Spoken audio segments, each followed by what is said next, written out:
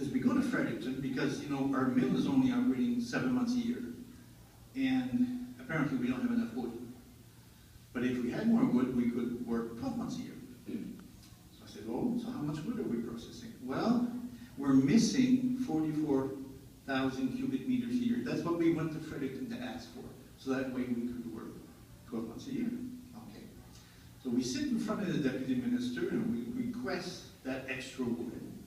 And the deputy minister goes, I don't understand. You guys should have more than enough wood. What do you mean?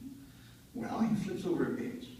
And here, for the 3 years prior, the province had accorded to the mill in Kedgwick 83,000 cubic meters a year. So that wood would have made our people work 12 months a year, but 2 shifts. And the mayor went, well, that never came to Kedgwick. And the union president said the same thing, we never processed that wood. And the Irving rep in the morning went, whoops. He forgot that they had been stealing wood from us. Its value over a 3-year period was $3 million in salary that had been extorted from our community. And me being, you know, a guy that sort of gets mad quick, I wrote an email to Jim Irving, JDI. And an hour later, I get a phone call from the president of the union saying, you stay out of this business. It's not your business. This is union business. And I went, hold on. Isn't that Crown Forest or Public Forest? Yeah. What's my business? Because it's affecting my community. So it's not going where it's supposed to be going. I contact all of the media, everyone. The only one that actually reacts is l'Acadie Nouvelle. Yeah. They take the time to call the DNR. And the minister, the deputy minister, say, yes, absolutely. This wood was allocated to the mill, so it's going to be up to the Irving company to find that wood, maybe take it off its own land, but it has to go through mill. But not one media reacted. No newspapers. Radio Canada, CBC, nothing.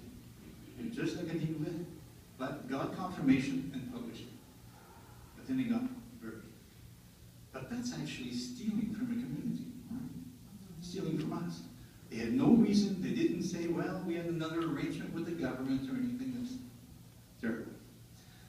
So, as a filmmaker, I'm curious. I keep digging, and the more I dig, the more I find dirt. And the more I dig, the more I find that there's inequalities, injustices. Then I get phone calls from the private woodlot owners who say, Charles, we'd like to talk to you. We have a serious problem here in the Brunswick. You know, the industry is supposed to purchase from the private woodlot owners, but they don't. There's been agreements signed, and you know, we can't sell the wood enough to pay for the gas to put in our machines. If we want to make any profit at all, we have to ship it to Quebec, or we ship it to the mills in the US. But we can't make a profit here. And so what's going on? I say, well, because industry has access to the public forest, and they pay next to nothing for it. So I keep digging, and they say, well, there's a topic here to do a documentary.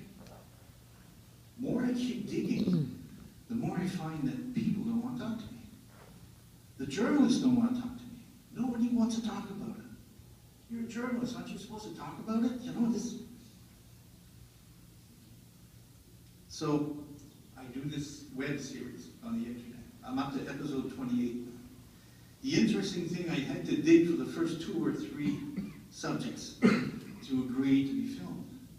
But after my 4th one, people started calling me, saying, I'd like to participate. I've got this story. I've got this situation. That's how Don Bowser got a hold of me. He saw it on the web, called me. He says, I'd like to tell you my story. Great. So it's incredible. It's starting